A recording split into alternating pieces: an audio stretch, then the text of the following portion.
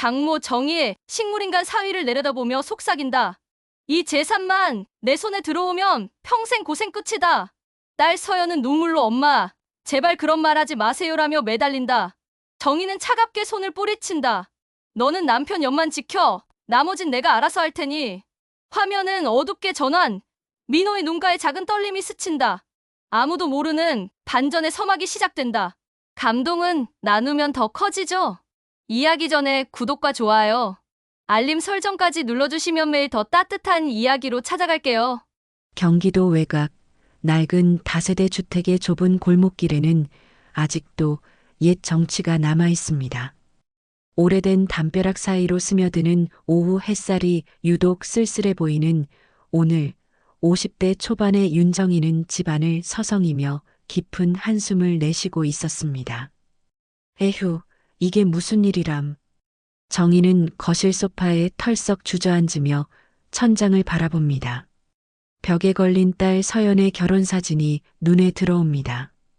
하얀 웨딩드레스를 입고 환하게 웃고 있는 27살 딸의 모습, 그리고 그 옆에서 든든하게 서 있던 사위 민호의 모습이 지금은 그저 아련한 기억일 뿐입니다. 정희는 휴대폰을 꺼내 병원에 전화를 겁니다. 벌써 오늘만 6번째 통화입니다. 아침부터 계속해서 민호의 상태를 확인하고 있지만 대답은 언제나 똑같습니다. 네, 안녕하세요. 민호 환자 보호자 윤정희입니다. 오늘 상태는 어떤가요? 네, 윤정희 어머님. 여전히 의식불명 상태이시고요. 특별한 변화는 없으십니다. 혈압이나 맥박 모두 안정적이에요.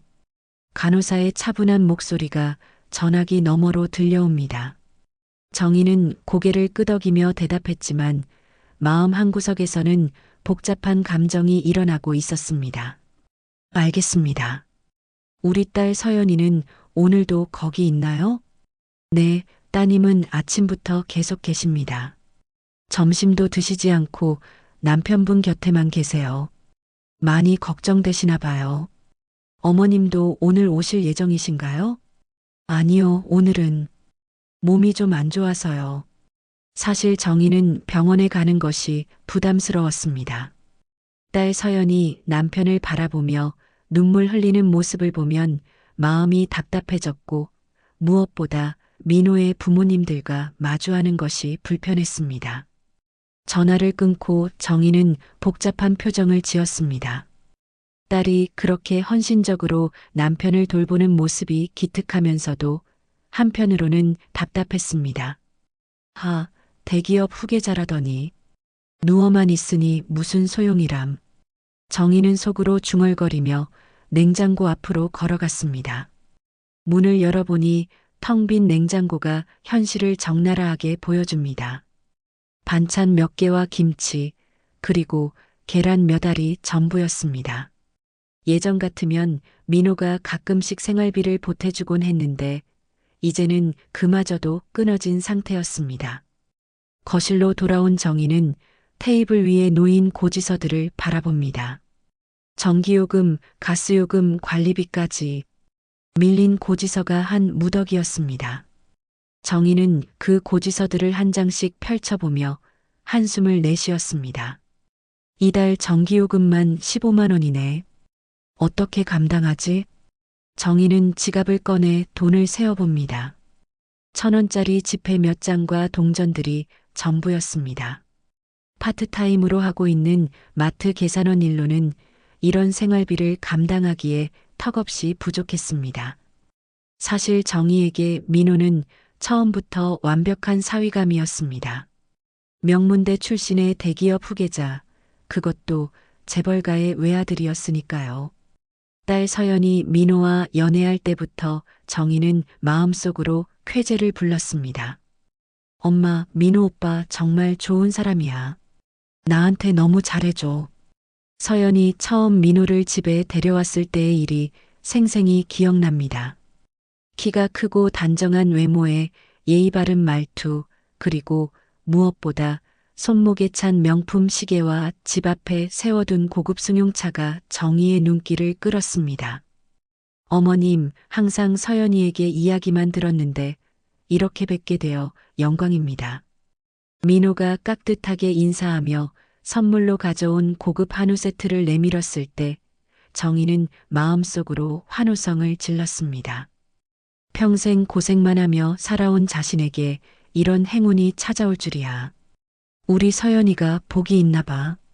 이런 좋은 남자를 만나다니. 그때만 해도 정희는 진심으로 기뻐했습니다. 가난한 살림의 딸 하나 키우느라 고생만 했던 자신에게 드디어 행운이 찾아온 것 같았으니까요. 결혼 준비 과정에서도 민호 집안에서는 모든 것을 후하게 지원해 주었습니다. 어머님, 예식 비용은 저희가 다 준비할 테니까 걱정하지 마세요. 신혼집도 강남에 아파트로 마련할게요.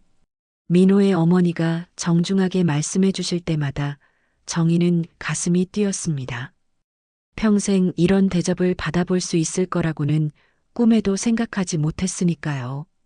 결혼식 날 강남의 특급 호텔 예식장에서 하객들의 부러운 시선을 받으며 정희는 가슴이 벅차올랐습니다. 평생 이런 화려한 곳에서 딸이 결혼식을 올릴 수 있을 거라고는 꿈에도 생각하지 못했으니까요. 정희 씨, 따님이 정말 예쁘네요. 복 받으셨어요. 정말 좋은 사위 만나셨네요. 부럽습니다. 이제 노후 걱정은 없겠어요. 대기업 후계자 사위를 두시다니. 친구들과 동네 사람들의 축하 인사가 끊이지 않았고 정희는 마치 구름 위를 걷는 기분이었습니다.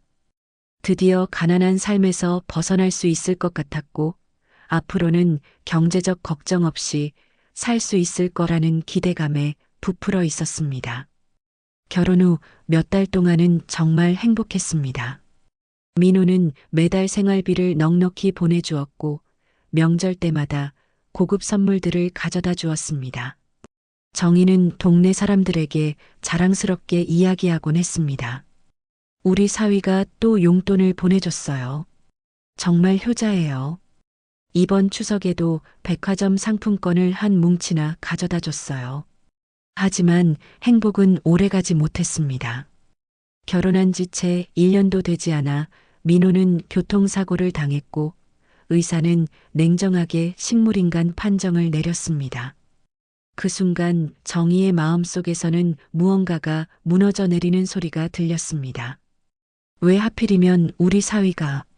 정희는 병원 복도에서 오열하는 딸 서연을 바라보며 복잡한 감정에 휩싸였습니다. 안쓰럽다는 마음과 함께 어딘가에서 올라오는 묘한 불안감. 그것은 바로 앞으로의 생계에 대한 걱정이었습니다. 민호의 부모님들은 물론 최고급 병원에서 최상의 치료를 받도록 해주었지만 정희는 마음 한구석이 텅 빈 것 같았습니다. 꿈에 그리던 안락한 생활, 경제적 걱정 없는 노후 생활에 대한 기대가 한순간에 물거품이 되어버린 것 같았으니까요. 내 딸만 고생이야. 평생 간병 생활을 해야 하다니. 정희는 겉으로는 딸을 걱정하는 척하면서도 속으로는 다른 계산을 하고 있었습니다. 사위가 이런 상태라면 재산은 어떻게 될까? 혹시 상속 문제는 없을까? 이런 생각들이 머릿속을 복잡하게 만들었습니다. 그날 밤 정희는 잠들지 못하고 천장만 바라보며 뒤척였습니다. 창밖으로 들려오는 빗소리가 유독 구슬프게 느껴졌고 마음 어디선가 알 수 없는 욕망이 꿈틀거리기 시작했습니다. 그것은 바로 사위의 재산에 대한 은밀한 관심이었습니다. 내 사위만 대기업 재산을 물려받으면 평생 걱정 없다고 생각했는데 이제 어쩌지? 정희는 혼자 중얼거리며 깊은 한숨을 내쉬었습니다. 하지만 포기할 수는 없었습니다. 어떻게든 방법을 찾아야 했습니다. 그것이 바로 윤정이라는 여자의 본성이었으니까요. 며칠 후 정희는 병원 복도를 조용히 걸어가고 있었습니다. 딸 서연이 잠시 집에 가서 씻고 오겠다며 자리를 비운 사이 정희는 혼자 민호를 면회하러 왔습니다. 하지만 정희의 목적은 사위를 돌보는 것이 아니었습니다. 간호사님, 잠시 화장실 좀 다녀올게요. 정희는 간호사에게 말하고는 민호의 병실을 나섰습니다. 하지만 화장실로 가는 대신 정희는 간호사 스테이션 근처를 서성거리며 기회를 엿보고 있었습니다. 마침 간호사들이 모두 다른 업무로 자리를 비운 틈을 타서 정희는 조심스럽게 간호사 데스크로 다가갔습니다. 어디 보자. 정희는 주위를 둘러보며 민호의 의료 차트와 관련 서류들을 뒤적거리기 시작했습니다. 처음에는 의료 기록만 보이던 서류들 사이에서 정희의 눈에 특별한 봉투 하나가 들어왔습니다. 그 봉투에는 환자 재산 관련 서류라고 적혀 있었습니다. 정희는 심장이 두근거리는 것을 느끼며 조심스럽게 봉투를 열어보았습니다. 그 안에는 민호의 재산 목록이 상세히 기록되어 있었습니다. 정희는 그 내용을 보고 눈이 휘둥그레졌습니다. 이게 정말이야?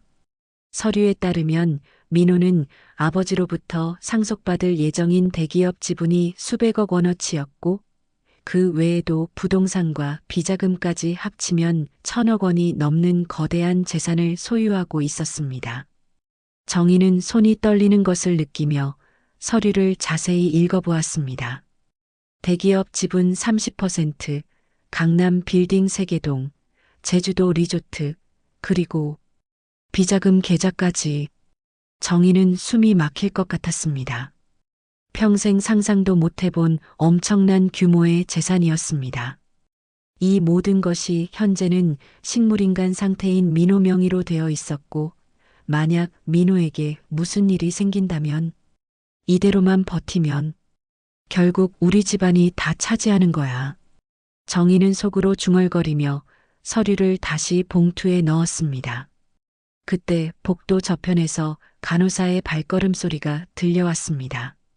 정희는 재빨리 봉투를 원래 자리에 놓고는 아무렇지 않은 척 화장실 쪽으로 걸어갔습니다. 화장실에서 정희는 거울을 보며 자신의 얼굴을 확인했습니다. 흥분으로 인해 얼굴이 빨갛게 달아올라 있었습니다. 정희는 찬물로 얼굴을 씻으며 마음을 진정시키려 노력했습니다. 진정해, 윤정희. 아직 아무것도 확실한 건 없어. 하지만 정희의 마음속에서는 이미 계산이 시작되고 있었습니다. 만약 민호가 깨어나지 못한다면 그 모든 재산은 법적으로 아내인 서연에게 상속될 것입니다. 그리고 서연은 자신의 딸이니까 결국은 자신이 그 재산을 관리하게 될 수도 있지 않을까요? 병실로 돌아온 정희는 침대에 누워있는 민호를 바라봤습니다. 인공호흡기에 의존한 채 의식을 잃고 있는 사위의 모습이 예전과는 다르게 보였습니다.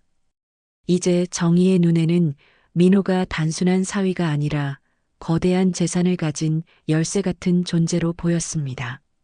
민호야, 빨리 일어나야 하는데.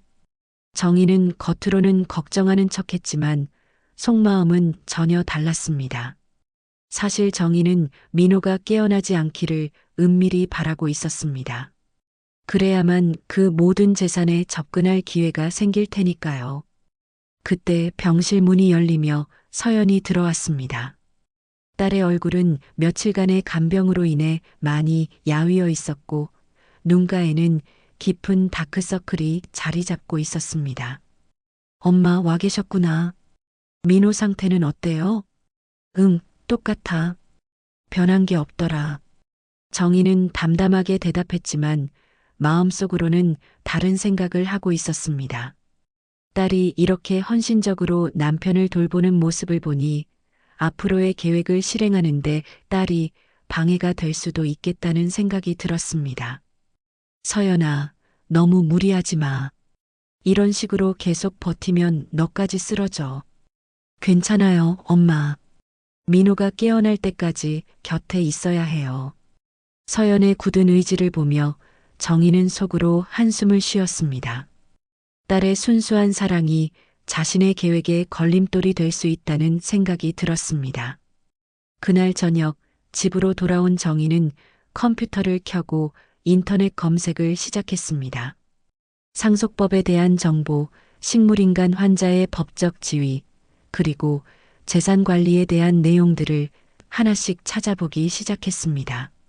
식물인간 상태에서의 재산 관리는 법정 대리인이, 배우자가 1순위 상속인이며 재산 관리 권한은, 정희는 밤늦게까지 관련 법률 정보들을 검색하며 메모를 했습니다. 그리고 마침내 한 가지 중요한 사실을 발견했습니다.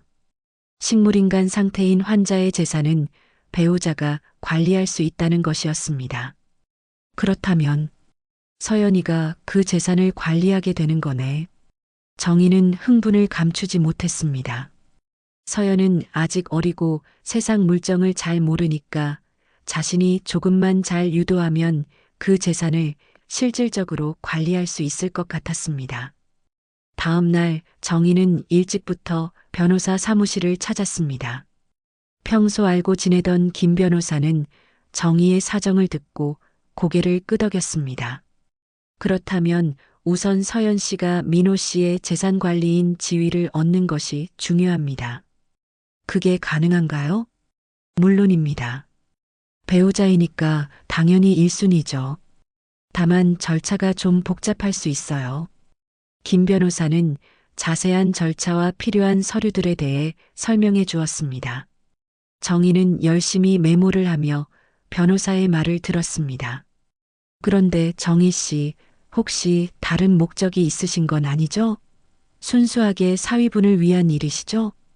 김 변호사의 날카로운 질문에 정희는 잠시 당황했지만 곧 진정하며 대답했습니다. 물론이죠. 우리 사위를 위해서 하는 일이에요. 하지만 정희의 마음속에서는 전혀 다른 계산이 돌아가고 있었습니다. 이제 본격적으로 그 거대한 재산에 접근할 계획을 세워야 할 때였습니다.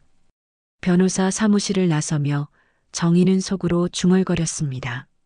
이대로만 하면 모든 게 내 손 안에 들어올 거야. 정희의 눈에는 욕망의 불꽃이 타오르고 있었습니다. 일주일 후 정희는 변호사와의 상담을 바탕으로 본격적인 행동에 나섰습니다. 가장 먼저 해야 할 일은 딸 서연을 설득하는 것이었습니다. 서연이 민호의 재산 관리인이 되어야만 정희의 계획이 시작될 수 있었으니까요. 서연아, 엄마가 할 말이 있어. 정희는 병원 카페테리아에서 서연을 불러내어 조심스럽게 말을 꺼냈습니다. 서연은 며칠째 제대로 먹지도 못한 채 남편 곁을 지키고 있어서 얼굴이 많이 야위어 보였습니다. 무슨 말씀이세요, 엄마? 민호 재산 관리 문제 말이야. 이대로 방치하면 안 될 것 같아서. 정희는 마치 딸을 걱정하는 어머니인 양자상한 목소리로 말했습니다. 사실 정희는 며칠 동안 어떻게 서연을 설득할지 고민에 고민을 거듭했습니다. 재산 관리요? 그런 건 나중에 생각해도 되지 않을까요? 지금은 민호가 깨어나는 게 중요한데. 서연의 반응은 예상했던 대로였습니다. 순수한 딸은 재산 같은 것보다는 오직 남편의 회복만을 바라고 있었습니다. 하지만 정희는 포기하지 않았습니다. 서연아, 현실을 봐야 해. 민호 치료비만 해도 한 달에 몇백만 원씩 나가고 있어. 그리고 민호 명의로 된 사업체들도 있다고 들었는데 그런 것들을 제대로 관리하지 않으면 오히려 민호한테 손해가 될 수도 있어. 정희는 교묘하게 딸의 마음을 자극했습니다. 남편을 사랑하는 서연의 마음을 이용해서 재산 관리의 필요성을 강조한 것입니다. 정말 그럴까요? 당연하지. 엄마가 변호사한테 상담받아 봤는데 배우자인 내가 법정 관리인이 되어서 민호 재산을 제대로 관리해야 한다고 하더라. 서연은 고민스러운 표정을 지었습니다. 재산 관리 같은 복잡한 일은 자신과는 거리가 먼 일이라고 생각했지만 그것이 남편을 위한 일이라면 해야 할 것 같았습니다. 하지만 저는 그런 일을 어떻게 해야 할지 모르겠어요. 괜찮아. 엄마가 도와줄게. 서류 작업이나 복잡한 절차들은 엄마가 대신 처리해 줄 테니까 너는 서명만 하면 돼. 정희의 눈에 욕망의 빛이 번뜩였지만 겉으로는 딸을 걱정하는 어머니의 모습을 유지했습니다. 서연은 잠시 망설이다가 고개를 끄덕였습니다. 알겠어요. 민호를 위한 일이라면 해야죠. 정희는 속으로 쾌재를 불렀습니다. 계획의 첫 번째 단계가 성공한 것입니다. 이제 본격적으로 민호의 재산에 접근할 수 있는 길이 열린 것이었습니다. 며칠 후 정희와 서연은 변호사 사무실을 찾았습니다. 김 변호사는 준비해온 서류들을 서연 앞에 펼쳐놓으며 설명을 시작했습니다. 서연 씨가 민호 씨의 재산 관리인이 되시려면 이 서류들에 서명하시면 됩니다. 이게 다인가요? 네, 법원에 신청서를 제출하고 승인을 받으면 정식으로 관리인 자격을 얻으실 수 있어요. 서연은 서류들을 하나씩 읽어보려 했지만 법률 용어들이 너무 복잡해서 이해하기 어려웠습니다. 정희는 재빨리 개입했습니다. 서연아, 너무 복잡하게 생각하지 마. 어차피 민호를 위한 일이니까 빨리 서명하자. 하지만 변호사님도 설명해 주셨잖아. 이건 당연한 절차야. 서연은 어머니의 재촉에 못 이겨 서류에 서명을 했습니다. 정희는 딸이 서명하는 모습을 지켜보며 내심 흡족해했습니다. 그때 김 변호사가 한 가지 주의사항을 언급했습니다. 참고로 말씀드리면 관리인이 되시면 재산 사용 내역을 법원에 정기적으로 보고해야 합니다. 그리고 환자 본인의 이익에 반하는 재산 처분은 할 수 없어요. 정희는 살짝 긴장했지만 곧 진정했습니다. 어차피 서연이 관리인이 되면 자신이 실질적으로 모든 것을 조종할 수 있을 테니까요. 당연히 민호를 위해서만 사용할 거예요. 정희는 당당하게 대답했지만 마음속으로는 전혀 다른 계획을 세우고 있었습니다. 한편 병원에서는 민호를 둘러싼 미묘한 변화가 일어나고 있었습니다. 담당 간호사인 박 간호사는 며칠 전부터 민호의 상태에서 이상한 점을 발견하고 있었습니다. 이상하네. 분명히 어제 눈이 살짝 움직인 것 같았는데. 박 간호사는 동료들에게 이야기해봤지만 모두들 착각일 거라고 했습니다. 하지만 박 간호사는 확신했습니다. 분명히 민호의 눈동자가 미세하게 움직였다는 것을요. 혹시 의식이 돌아오고 있는 건 아닐까? 박 간호사는 민호의 의료 차트를 자세히 검토해 봤습니다. 최근 들어 뇌파 수치에도 미세한 변화가 감지되고 있었습니다. 하지만 이런 변화들은 너무 미미해서 가족들에게 알릴 정도는 아니었습니다. 그날 오후 정희는 혼자 민호의 병실을 찾았습니다. 서연이 잠시 집에 가서 씻고 오는 사이였습니다. 정희는 침대에 누워있는 민호를 내려다보며 속마음을 드러냈습니다. 민호야, 미안하다. 하지만 어쩔 수 없어. 이 모든 재산이 그냥 묵혀둘 수는 없잖아. 정희는 마치 민호에게 고백하듯 중얼거렸습니다. 사실 정희는 민호가 의식을 잃고 있다고 확신하고 있었기 때문에 아무런 거리낌 없이 자신의 속내를 털어놓을 수 있었습니다. 너희 집안 재산, 결국 다 내 손에 들어올 거야. 서연이는 어리니까 내가 알아서 관리해줘야지. 그때 민호의 눈꺼풀이 거의 눈에 띄지 않을 정도로 미세하게 떨렸습니다. 하지만 정희는 그것을 전혀 눈치채지 못했습니다. 정희는 계속해서 자신의 계획을 민호에게 털어놓았습니다. 사실 처음에는 내가 빨리 깨어나기만 바랐어. 하지만 이제는 글쎄다. 내가 깨어나면 오히려 내 계획에 방해가 될 수도 있겠어. 민호의 손가락이 아주 약간 움직였지만 정희는 여전히 눈치채지 못했습니다. 정희는 창밖을 바라보며 혼잣말을 계속했습니다. 어차피 너는 이제 깨어날 수 없을 거야. 의사도 희망이 없다고 했잖아. 그럼 내가 그 재산을 잘 활용하는 게 맞지 않을까? 정희는 자신의 행동을 정당화하려고 애썼습니다. 하지만 마음 깊은 곳에서는 양심의 가책이 올라왔습니다. 그래도 정희는 그런 감정을 억누르며 현실적인 계산에 더 집중했습니다. 바로 그때 복도에서 서연의 목소리가 들려왔습니다. 정희는 재빨리 자리에서 일어나 마치 민호를 돌보고 있었던 것처럼 연기를 했습니다. 엄마, 민호 상태는 어때요? 응, 똑같아. 변한 게 없네. 하지만 정희가 모르는 사이에 민호는 모든 것을 듣고 있었습니다. 그리고 조금씩, 아주 조금씩 의식을 되찾고 있었습니다. 이틀 후 정희는 서연이 재산관리인 자격을 정식으로 승인받았다는 소식을 들었습니다. 김 변호사로부터 걸려온 전화에 정희는 기쁨을 감추지 못했습니다. 축하드립니다. 서연 씨가 정식 관리인으로 승인되었어요. 정말 감사합니다, 변호사님. 전화를 끊은 정희는 즉시 서연에게 연락했습니다. 서연은 병원에서 여전히 민호 곁을 지키고 있었습니다. 서연아, 좋은 소식이야. 내가 민호 재산관리인으로 정식 승인됐어. 아, 그렇구나. 그럼 이제 뭘 해야 하는 거예요?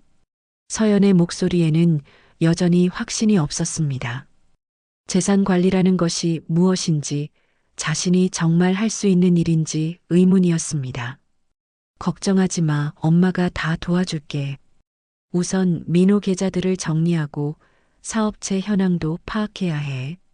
정희는 벌써부터 구체적인 계획을 세우고 있었습니다. 하지만 서연에게는 그런 내용을 자세히 말하지 않았습니다. 그날 오후 정희는 서연과 함께 민호가 거래하던 은행을 찾았습니다. 은행 직원은 서연의 관리인 증명서를 확인한 후 민호의 계좌 현황을 보여주었습니다. 민호 씨 명의 계좌가 총 5개 있습니다. 주거래 통장, 적금, 그리고 투자 계좌들이 있네요. 은행 직원이 컴퓨터 화면을 보여주자 정희는 눈이 휘둥그레졌습니다. 통장 잔고만 해도 수십억 원에 달했습니다. 이는 정희가 병원에서 본 서류보다도 훨씬 많은 금액이었습니다. 이게 다 실제 금액인가요? 네, 맞습니다. 그리고 이 외에도 주식 투자 계좌와 해외 계좌도 별도로 있습니다.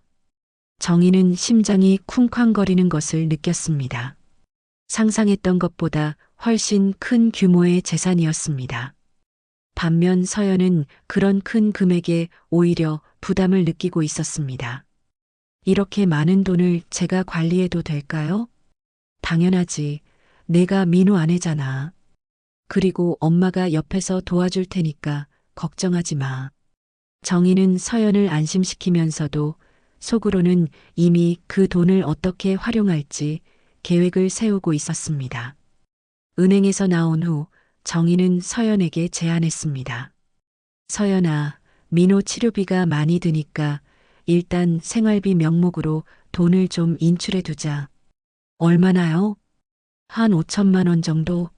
병원비, 간병비, 그리고 내가 먹고 살 생활비까지 생각하면 그 정도는 필요할 거야. 서연은 그 금액이 너무 큰 것 같다고 생각했지만 어머니가 하는 말이니 따르기로 했습니다. 정희는 서연을 설득해서 현금을 인출한 후 그 돈을 자신이 관리하겠다고 했습니다. 내가 병원에만 있으니까 돈 관리까지 신경 쓰기 어렵잖아. 엄마가 대신 관리해 줄게.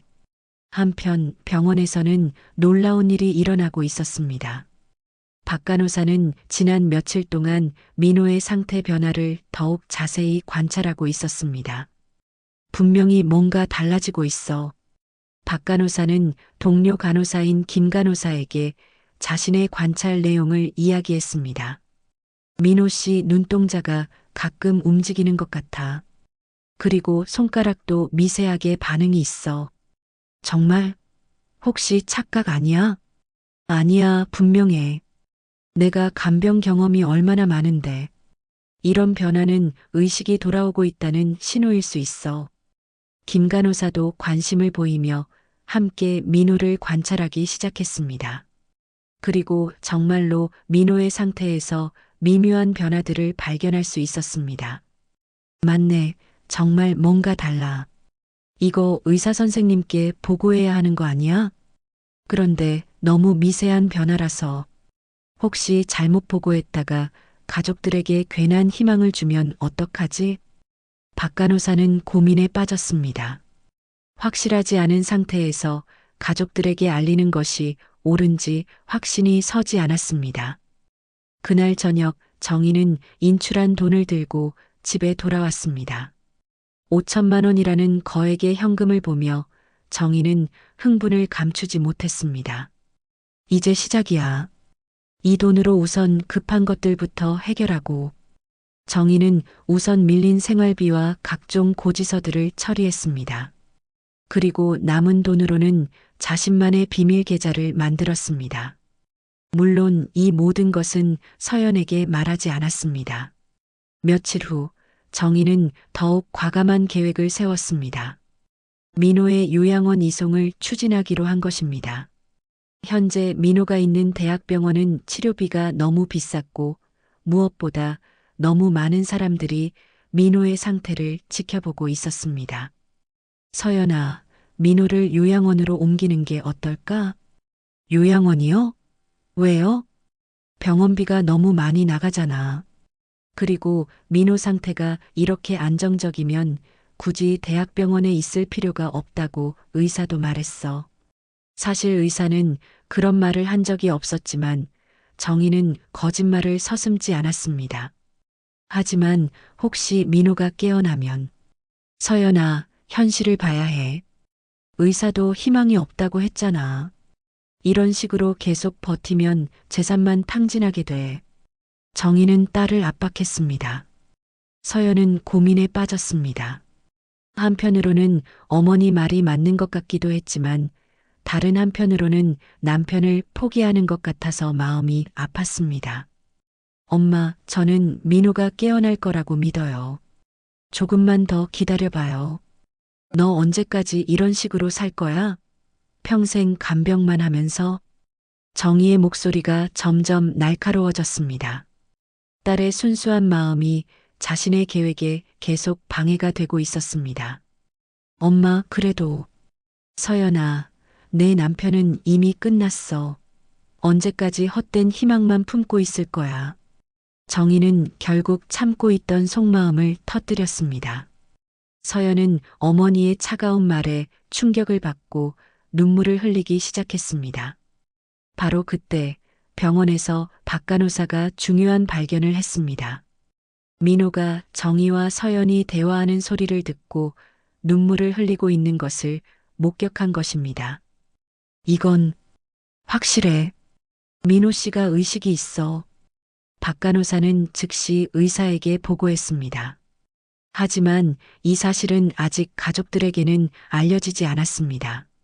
한편 민호는 모든 것을 듣고 있었습니다.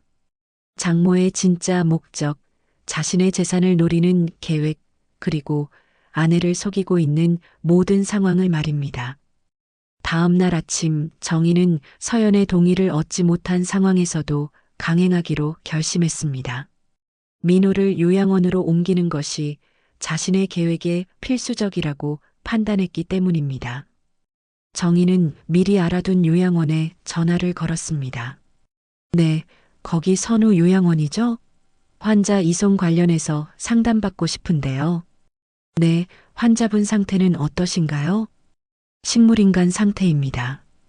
현재 대학병원에 있는데 비용 때문에 요양원으로 옮기려고 해요. 요양원 직원은 친절하게 절차와 비용에 대해 설명해 주었습니다.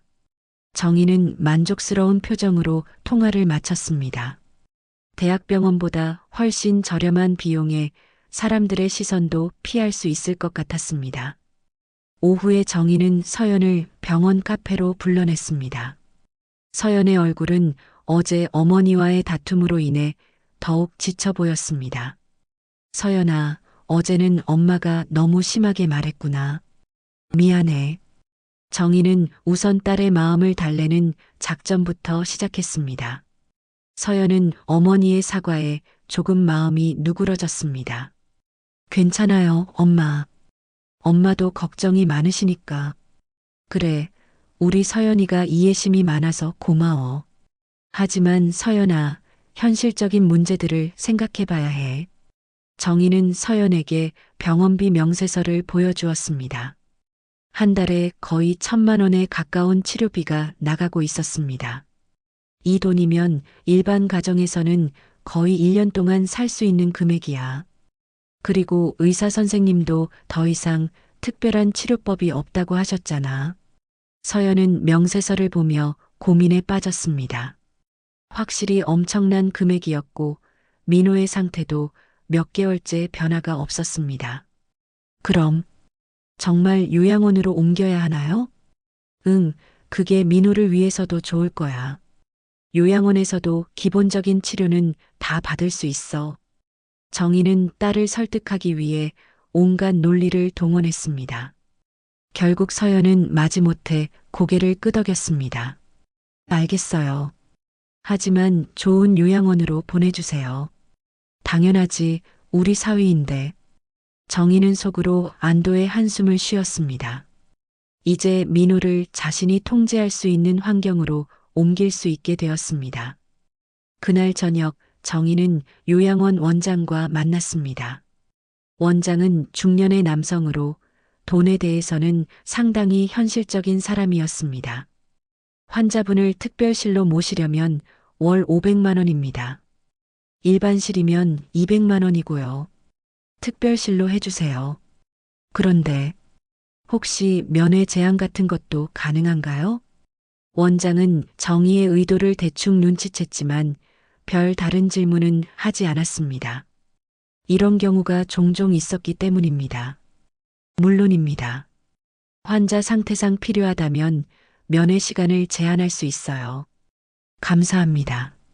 정희는 계약서에 서명하면서 속으로 계산을 했습니다. 요양원비는 대학병원보다 훨씬 저렴했고 무엇보다 자신이 원하는 대로 통제할 수 있을 것 같았습니다. 한편 병원에서는 박 간호사가 민호의 상태 변화에 대해 주치의에게 정식으로 보고했습니다. 선생님, 민호 환자가 의식을 회복하고 있는 것 같습니다. 정말입니까? 어떤 변화가 있었나요? 눈동자 움직임이 뚜렷해졌고 자극에 대한 반응도 있습니다. 그리고 어제는 눈물을 흘리는 것도 봤습니다. 주치의는 놀란 표정을 지었습니다.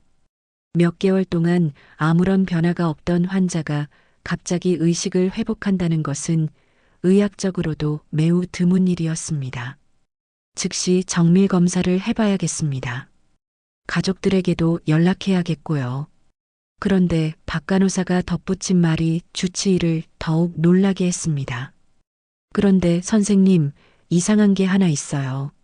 환자가 가족들 대화를 듣고 눈물을 흘린 것 같아요. 특히 어머님과 아내분이 다툴 때 주치의는 상황의 심각성을 깨달았습니다. 만약 민호가 정말로 의식을 회복하고 있다면 지금까지 가족들의 모든 대화를 들었을 가능성이 있었습니다. 일단 정밀 검사부터 해보겠습니다. 그리고 이 사실은 검사 결과가 나올 때까지 비밀로 해주세요. 바로 그때 정희는 요양원 이송 준비를 위해 병원에 왔습니다. 정희는 간호사 스테이션에서 서류를 작성하며 이송 일정을 논의하고 있었습니다. 내일 오후에 요양원 구급차가 올 예정입니다. 네, 알겠습니다. 정희는 마침내 자신의 계획이 실행되는 것에 흡족해했습니다. 하지만 정희는 몰랐습니다. 바로 옆 병실에서 민호가 모든 것을 듣고 있다는 사실을 말입니다. 그날 밤 민호는 깊은 고민에 빠져 있었습니다. 지난 몇 개월 동안 들었던 모든 대화들이 머릿속에서 정리되고 있었습니다. 장모의 진짜 목적, 자신의 재산을 노리는 계획, 그리고 순수한 아내를 이용하려는 음모까지. 이제 어떻게 해야 할까? 갑자기 깨어났다고 하면 장모가 증거를 다 숨길 수도 있어. 민호는 신중하게 계획을 세우기 시작했습니다. 단순히 깨어나는 것만으로는 부족했습니다. 장모의 진짜 본성을 완전히 폭로할 수 있는 확실한 증거가 필요했습니다. 다음 날 아침 정희는 일찍 병원에 와서 민호의 이송 준비를 하고 있었습니다. 서연은 여전히 마음이 무거워 보였지만 어머니의 결정에 따르기로 했습니다. 민호야, 오늘 새로운 곳으로 가게 될 거야. 거기서 더 편하게 지낼 수 있을 거야. 서연이 남편에게 말하는 동안 정희는 속으로 다른 생각을 하고 있었습니다. 요양원에 가면 이제 내 계획을 본격적으로 실행할 수 있겠어. 아무도 방해하지 못할 거야. 하지만 정희가 모르는 사이에 민호는 조금씩 더 뚜렷하게 의식을 회복하고 있었습니다. 그리고 이제는 손가락을 의도적으로 움직일 수도 있게 되었습니다. 오후에 요양원 구급차가 도착했습니다. 의료진들이 민호를 침대에서 들것으로 옮기는 동안 박 간호사는 불안한 마음으로 지켜보고 있었습니다. 정말 이송해도 괜찮을까요? 환자 상태가 변화하고 있는 것 같은데. 하지만 박 간호사의 우려는 정의의 강력한 의지 앞에서 묻혀버렸습니다. 괜찮습니다. 요양원에서도 잘 돌봐주실 거예요. 민호가 요양원으로 이송되는 순간 그는 마음속으로 결심했습니다. 이제 진짜 게임이 시작되었어. 장모님, 당신이 누구를 상대하고 있는지 곧 알게 될 거야. 구급차가 병원을 떠나면서 정희는 승리감에 젖어 있었습니다. 하지만 그것은 폭풍 전의 고요일 뿐이었습니다.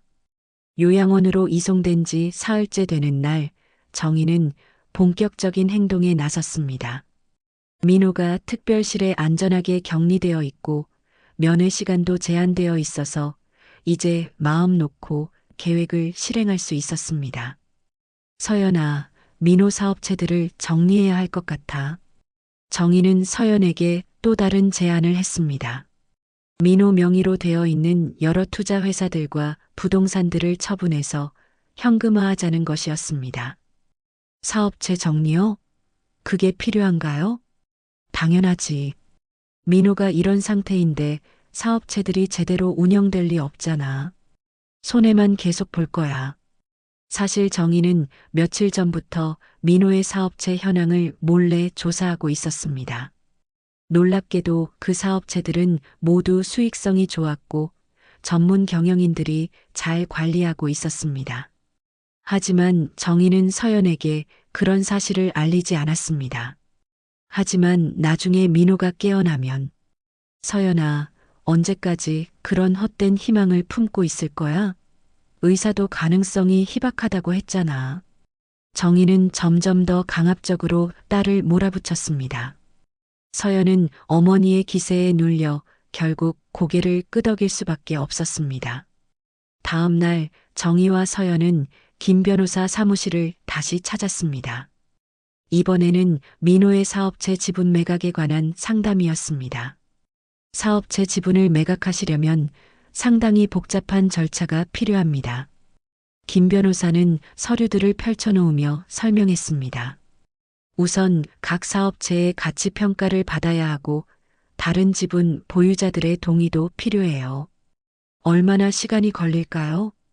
빨라도 한 달은 걸릴 것 같습니다. 그런데 정희 씨, 혹시 급하게 현금이 필요하신 건가요? 김 변호사의 날카로운 질문에 정희는 잠시 당황했습니다. 아니요, 그냥 민호 치료비가 계속 나가니까 미리 준비해 두려고요. 그렇다면 굳이 사업체까지 매각하실 필요는 없을 것 같은데요. 민호 씨 개인 계좌만으로도 충분할 테니까요. 변호사의 말에 정희는 속으로 초조해했습니다. 자신의 진짜 의도가 들킬까봐 걱정되었습니다. 그래도 만약을 위해서 절차는 알아두고 싶어요. 김 변호사는 의심스러운 눈빛으로 정희를 바라봤지만 일단 요청받은 업무에 대해서만 설명해 주었습니다. 한편 요양원에서 민호는 놀라운 회복을 보이고 있었습니다. 이제는 눈을 뜨고 주변을 인식할 수 있을 정도로 의식이 돌아왔지만 아직 아무에게도 이 사실을 알리지 않고 있었습니다. 요양원의 담당 간병사인 이 간병사는 민호의 미묘한 변화를 감지하고 있었습니다. 이상하네. 분명히 눈동자가 움직이고 있는데. 이 간병사가 민호 앞에서 손을 움직여보자 민호의 눈동자가 그 움직임을 따라갔습니다. 하지만 이 간병사가 다른 사람을 부를 때면 민호는 다시 의식을 잃은 것처럼 눈을 감았습니다. 이 환자 분명히 의식이 있어. 왜 숨기고 있는 걸까? 이 간병사는 의문을 품었지만 환자가 어떤 이유로 그러는지 알 수 없어서 섣불리 보고하지 않기로 했습니다. 그날 오후 정희는 혼자 요양원을 찾았습니다. 서연은 집에서 쉬고 있다고 거짓말을 하고 온 것이었습니다. 정희의 진짜 목적은 민호와 단둘이 있으면서 자신의 계획을 확인하는 것이었습니다. 민호야, 잘 지내고 있지? 정희는 민호 침대 옆에 앉으며 위선적인 미소를 지었습니다. 민호는 여전히 의식을 잃은 것처럼 눈을 감고 있었습니다. 사실 오늘 변호사한테 다녀왔어. 내 사업체들 정리하는 문제 때문에 말이야. 정희는 마치 민호에게 보고하듯 자신의 계획을 털어놓기 시작했습니다.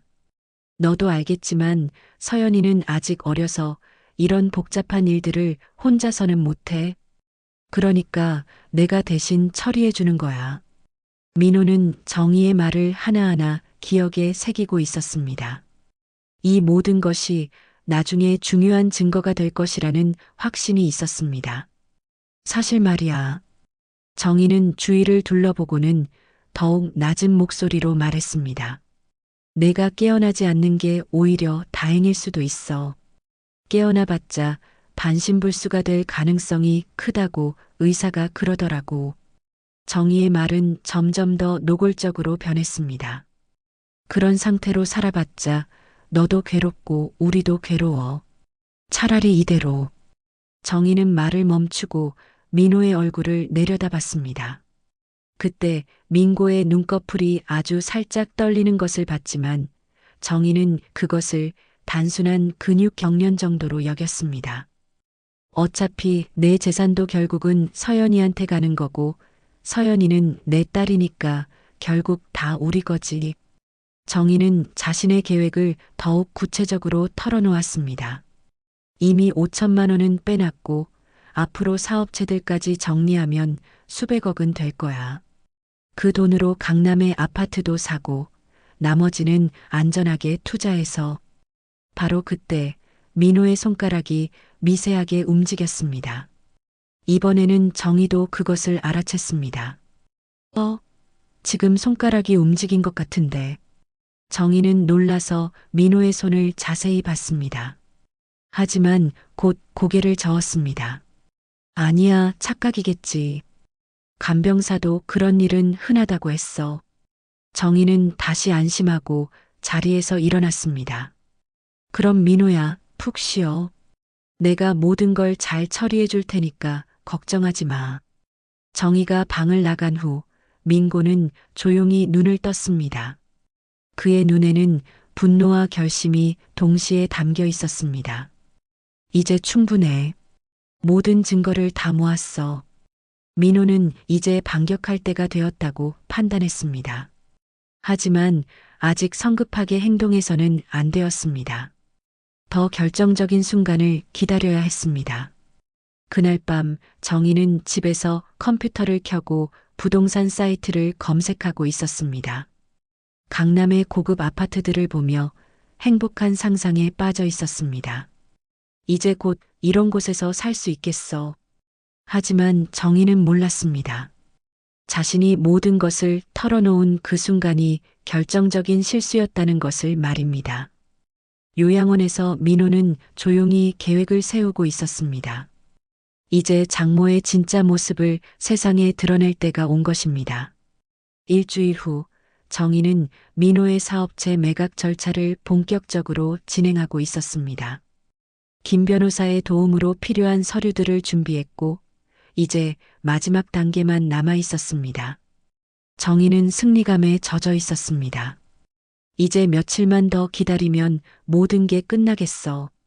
그날 오후 정희는 서연과 함께 요양원을 찾았습니다. 최종 서류에 서연의 서명을 받기 위해서였습니다. 하지만 이번에는 특별한 손님이 더 있었습니다. 김 변호사가 직접 요양원까지 온 것입니다. 서연 씨, 마지막 서류입니다. 여기에 서명하시면 모든 절차가 완료됩니다. 김 변호사는 두꺼운 서류 뭉치를 서연 앞에 놓았습니다. 서연은 여전히 내용을 이해하기 어려워했지만 어머니가 계속 재촉해서 서명하려고 펜을 들었습니다. 잠깐만요. 그때 갑자기 민호의 침대에서 목소리가 들려왔습니다. 방 안에 있던 모든 사람들이 깜짝 놀라며 민호를 바라봤습니다. 민호는 눈을 뜨고 천천히 몸을 일으키고 있었습니다. 민호 씨, 서연이 제일 먼저 소리를 지르며 남편에게 달려갔습니다. 눈물이 그대로 쏟아져 내렸습니다. 반면 정희는 얼굴이 하얗게 질리며 뒷걸음질을 쳤습니다. 어떻게 이럴 수가. 정희는 말을 더듬으며 믿을 수 없다는 표정을 지었습니다.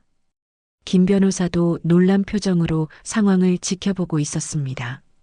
여보, 정말 깨어난 거야? 정말? 서연이 민호의 손을 잡고 울면서 물어봤습니다. 민호는 아내를 바라보며 따뜻하게 미소를 지었습니다. 응, 깨어났어. 미안해. 그동안 많이 걱정시켰지? 하지만 민호의 시선은 곧 정희에게 향했습니다. 정희는 그 시선을 받으며 온몸이 떨리기 시작했습니다. 장모님, 민호가 정희를 부르자 정희는 더욱 당황했습니다. 어떻게 깨어날 수 있지? 의사가 희망이 없다고. 장모님, 제게 한 짓들 다 알고 있습니다. 민호의 말에 방 안의 분위기가 급격히 바뀌었습니다. 서연은 무슨 말인지 이해하지 못했지만 정희는 정확히 무엇을 의미하는지 알 수 있었습니다. 뭐라는 거야? 내가 어떻게? 정희는 숨이 막히듯 더듬으며 말했습니다. 김 변호사는 긴장한 표정으로 상황을 지켜보고 있었습니다. 사실 제가 깨어난 지는 꽤 되었어요. 장모님께서 제 재산에 대해 이야기하시는 것도 다 들었고요. 민호의 고백에 서연이 충격을 받으며 뒤를 돌아봤습니다. 민호 씨, 무슨 말이야? 엄마가 뭘 했다는 거야? 서연아, 내 엄마는 처음부터 내 재산만을 노리고 있었어. 내가 깨어나지 않기만을 바라면서 말이야. 민호는 차분하지만 단호한 목소리로 말했습니다. 정희는 점점 더 절망적인 표정을 짓고 있었습니다. 아니야, 그게 아니야. 내가 언제. 장모님, 제가 식물인간 연기를 한 것임을 고백합니다. 민호의 폭탄 발언에 방 안의 모든 사람들이 충격에 빠졌습니다. 서연은 믿을 수 없다는 표정으로 남편을 바라봤습니다.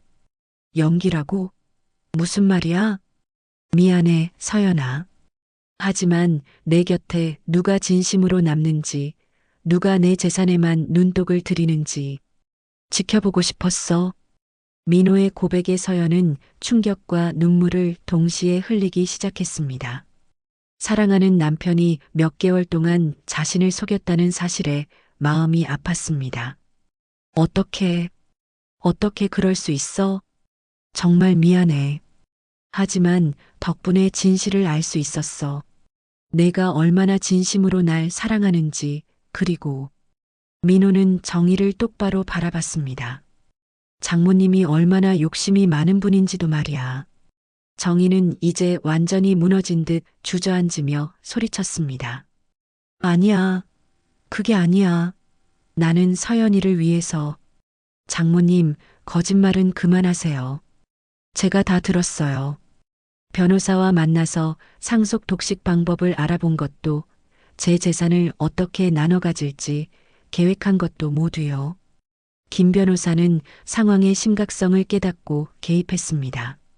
잠깐만요. 이게 정말 사실인가요? 민호는 고개를 끄덕이며 더 충격적인 사실을 공개했습니다. 변호사님, 사실 저는 지난 몇 주 동안 모든 대화를 녹음하고 있었습니다. 민호가 침대 옆 서랍에서 작은 녹음기를 꺼내자 정희의 얼굴이 완전히 하얗게 변했습니다. 이 녹음기에는 장모님이 저를 혼자 면회 오셔서 하신 모든 말씀이 담겨 있어요. 제 재산을 어떻게 차지할 계획인지, 제가 깨어나지 않기를 바란다고 하신 것까지 모두요. 민호는 녹음기를 재생했습니다. 그 안에서 정희의 목소리가 또렷하게 들려왔습니다. 어차피 내 재산도 결국은 서연이한테 가는 거고, 서연이는 내 딸이니까 결국 다 우리 거지. 차라리 이대로 깨어나봤자 반신불수가 될 가능성이 크다고 의사가 그러더라고. 녹음된 정희의 목소리를 들으며 서연은 더욱 큰 충격에 빠졌습니다. 어머니의 진짜 모습을 처음 알게 된 것입니다. 엄마, 정말 그런 생각을 했어요? 서연이 눈물을 흘리며 물어보자 정희는 더 이상 변명할 말을 찾지 못했습니다. 서연아, 그게 아니야. 내가, 장모님, 민호가 다시 정희를 불렀습니다. 제 곁에 남은 건 아내뿐이었습니다. 진짜 사랑이 무엇인지 알게 해준 건 서연이었어요. 민호는 서연의 손을 잡으며 말했습니다. 하지만 장모님은 처음부터 끝까지 돈만 생각하셨죠. 정희는 바닥에 무릎을 꿇고 오열하기 시작했습니다. 자신의 모든 계획이 수포로 돌아갔을 뿐만 아니라 딸마저 이를 위기에 처한 것입니다. 민호야, 제발 용서해줘. 하지만 민호는 냉정하게 등을 돌렸습니다. 장모님, 이제 모든 게 끝났어요. 김 변호사는 상황을 정리하며 말했습니다. 이 경우 사기 미수와 재산 침해, 시도로 법적 문제가 될 수 있습니다. 정희는 완전히 절망에 빠져 울고 있었고 서연은 남편의 손을 잡고 복잡한 감정에 휩싸여 있었습니다. 모든 진실이 밝혀진 순간이었습니다. 한 달 후 모든 것이 정리되었습니다. 민호는 건강을 완전히 회복했고 요양원에서 나와 집으로 돌아갔습니다. 하지만 그 집은 이전과는 완전히 다른 분위기였습니다.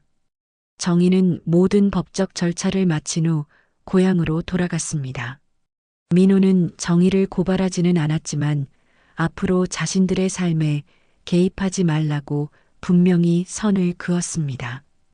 정희가 인출했던 5천만 원도 모두 반환받았습니다. 정말 끝난 건가요? 서연이 거실 소파에 앉아 민호에게 물어봤습니다. 지난 한 달 동안 너무 많은 일들이 일어났고 서연은 아직도 모든 것을 받아들이기 어려워하고 있었습니다. 응, 이제 정말 끝났어. 민호는 아내 옆에 앉으며 따뜻하게 미소를 지었습니다. 하지만 서연의 표정에는 여전히 복잡한 감정들이 섞여 있었습니다. 민호 씨, 나한테는 화나지 않아?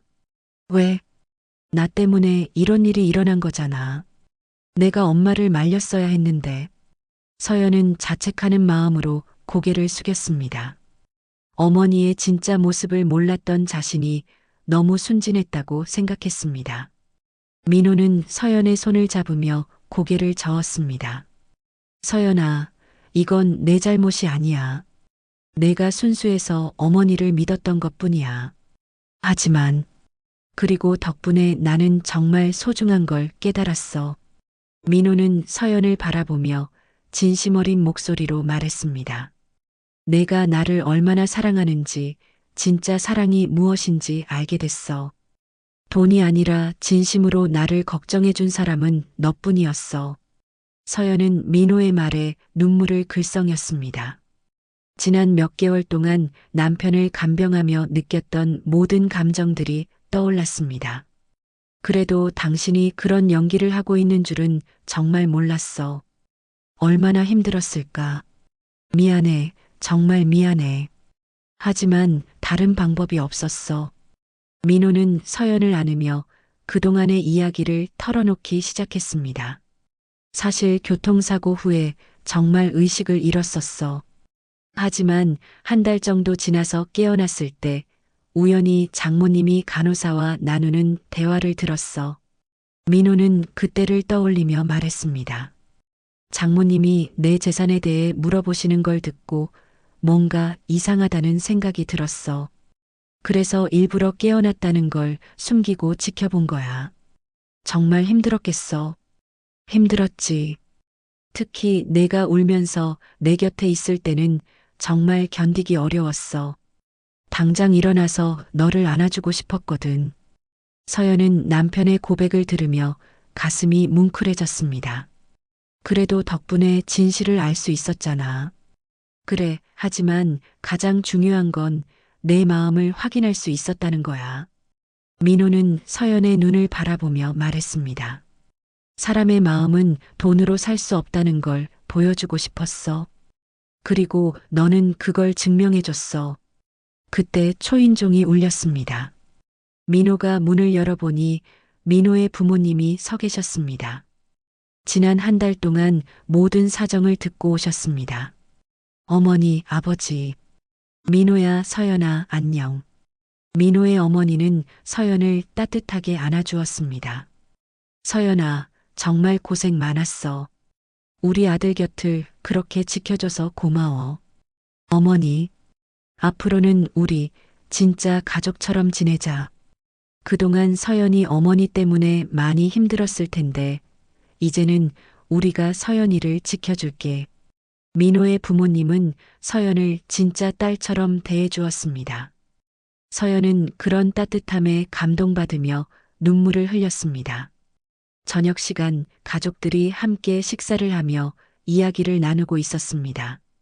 그런데 민호야, 사돈은 어떻게 지내고 있니? 민호의 아버지가 물어보자 민호는 잠시 생각에 잠겼습니다. 지난주에 한번 연락이 왔어요. 정말 후회하고 있다고 서연이를 만나고 싶다고 하시더라고요. 서연은 복잡한 표정을 지었습니다. 아직도 어머니에 대한 마음을 정리하지 못하고 있었습니다. 서연아, 내 마음이 어때? 민호가 조심스럽게 물어보자 서연은 한참을 고민하다가 대답했습니다. 아직은 만날 준비가 안 된 것 같아요. 시간이 더 필요해요. 당연해. 천천히 생각해봐. 며칠 후 민호와 서연은 함께 산책을 나왔습니다. 가을 햇살이 따뜻하게 내리쬐는 공원에서 두 사람은 손을 잡고 걸으며 대화를 나누었습니다. 민호 씨, 이제 정말 새로 시작하는 거죠? 그래, 이제 우리 진짜 가족으로 살아가는 거야. 민호는 서연의 손을 꽉 잡으며 말했습니다. 앞으로는 서로에게 비밀 없이 살자. 그리고 진짜 사랑이 무엇인지 계속 보여주자. 좋아. 두 사람은 벤치에 앉아 앞으로의 계획에 대해 이야기했습니다. 민호는 사업에 복귀할 예정이었고 서연은 그동안 미뤄뒀던 공부를 다시 시작하기로 했습니다. 그런데 민호 씨, 정말 궁금한 게 있어. 뭔데? 연기하는 동안 정말 힘들지 않았어? 민고는 웃으며 대답했습니다. 힘들었지. 하지만 내가 내 곁에 있어줘서 견딜 수 있었어. 그리고 진실을 알게 된 지금 그 모든 고생이 가치 있었다고 생각해. 해가 지면서 하늘이 붉게 물들어갔습니다. 두 사람은 서로를 바라보며 미소를 지었습니다. 민호야, 사랑해. 나도 사랑해, 서연아. 그들의 새로운 시작은 이제부터였습니다. 돈이 아닌 진심으로, 의심이 아닌 믿음으로, 그리고 무엇보다 진짜 사랑으로 함께 걸어갈 길이 앞에 펼쳐져 있었습니다. 멀리서 정희는 홀로 고향 집에서 지난 일들을 되새기고 있었습니다. 돈이 전부라 생각했는데 결국 나만 남았구나. 정희는 창밖을 바라보며 혼잣말을 했습니다. 모든 것을 잃고 나서야 진정 소중한 것이 무엇인지 깨닫게 되었지만 이미 늦어버린 후였습니다. 한편 민호와 서연은 새로운 보금자리에서 행복한 미래를 꿈꾸고 있었습니다. 진정한 사랑의 힘으로 모든 시련을 이겨낸 그들에게는 밝은 내일이 기다리고 있었습니다.